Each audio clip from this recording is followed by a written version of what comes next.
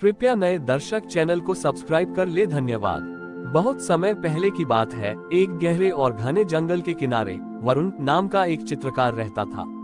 वरुण की विशेषता ये थी कि वह साधारण रंगों से चित्र नहीं बनाता था, वह प्रकृति से रंग चुराता था, जैसे फूलों का रस, गीली मिट्टी और ढलते सूरज की लालिमा। उसका केवल एक ही सपना था कि वह महादेव का एक ऐसा चित्र बनाए जिसे देखकर साक्षात शांति का अनुभव हो। वरुण ने वर्षों तक तपस्या की और हजारों चित्र बनाए, लेकिन हर बार उसे लगता कि कुछ कमी है। कभी महादेव की आंखों में वह गहराई नहीं आ पाती, तो कभी उनके चेहरे का तेज अधूरा रह जाता। एक दिन निराश होकर वह जंगल के एक पुराने झरने के पास बैठ गया। वहां उसने देखा कि एक बूढ़ी औरत, जो बहुत गरीब और कमजोर थी, एक छोटे से पत्थर पर पानी चढ़ा रही थी और अपनी फटी हुई साड़ी के पल्लू से उस पत्थर को बड़े चाव से पोंछ रही थी।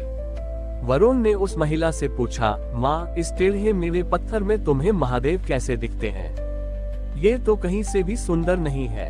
महिला मुस्कुराई और बोली, बेटा, जब तुम अपनी आंखों से देखोगे तो तुम्हें पत्थर दिखेगा, लेकिन जब तुम मेरी ममता से देखोगे तो तुम्हें इसमें ब्रह्मांड का पिता दिखेगा। वरुण को अपनी गलती का एहसास हुआ। वह समझ गया कि वह अब तक केवल रूप को पकड़ने की कोशिश कर रहा था, भाव को नहीं। उसने तुरंत अपनी कूची उठाई, लेकिन इस बार उसने कोई रंग नहीं लिया। उसने अपनी आंखें बंद की और उस बूढ़ी माँ की निस्वार्थ भक्ति को महसूस किया। उसने झरने के पानी और किनारे की साधारण मिट्टी का उपयोग किया। जैसे ही चित्र पूरा हुआ, एक अलौकिक घटना घटी। उस मिट्टी के चित्र से महादेव साक्षात प्रकट हुए। उन्होंने वरुण से कहा, कलाकार, तुमने आज मुझे कागज पर नहीं, बल्कि अपने अहंकार को त्याग कर मेरी करुणा में रंगा है। जो चित्र केवल रंगों से बनते हैं वे समय के साथ धुंधले पड़ जाते हैं, पर जो चित्र निस्वार्थ भाव की मिट्टी से बनते हैं वे अमर हो जाते हैं। महादेव ने उस चित्र को अपना दिव्य स्पर्श दिया और वह चित्र सजीव हो गया। वरुण ने वह चित्र उस बूढ़ी माँ को भेंट कर दिया। वह स्थान आज चित्रेश्वर महादेव के नाम से जाना जाता है। वहाँ कोई महंगी मूर्तियाँ नहीं है, बस मिट्टी और पानी से बनी वह कलाकृति है, जो आज भी उतनी ही नई और जीवंत लगती है जितनी उस दिन थी। वरुण ने सिखाया कि महादेव को पाने के लिए सबसे सुंदर रंग श्रद्धा है। वरुण की वह चित्रकला अब केवल एक तस्वीर नहीं, बल्कि उस जंगल की आत्मा बन चुकी थी। दूर दराज के राज्यों से कलाकार और जिज्ञासु ये देखने आने लगे कि कैसे मिट्टी और पानी से बना एक चित्र इतना जीवंत हो सकता है। उन्हीं में से एक था विक्रम, जो अपने समय का सबसे बड़ा और अहंकारी दरबारी चित्रकार था। विक्रम को लगा कि वरुण ने किसी जादू या टोने टोटके का सहारा लिया है, क्योंकि विज्ञान और कला के नियमों के अनुसार मिट्टी का चित्र इतने वर्षों तक टिक ही नहीं सकता। विक्रम ने चुनौती दी कि वह अपनी रासायनिक स्याही और सोने के रंगों से एक ऐसा चित्र बनाएगा जो वरुण के इस मिट्टी के चित्र से कहीं अधिक भव्य होगा। उसने मंदिर के ठीक सामने अपना तंबू गाड़ा और महीनों की मेहनत के बाद महादेव का एक अत्यंत विशाल और वैभवशाली चित्र तैयार किया। उसने महादेव को रत्नों से जड़ा, उनके गले में कीमती हार बनाए और उनकी जटाओं को असली स्वर्ण की रेखाओं से सजाया।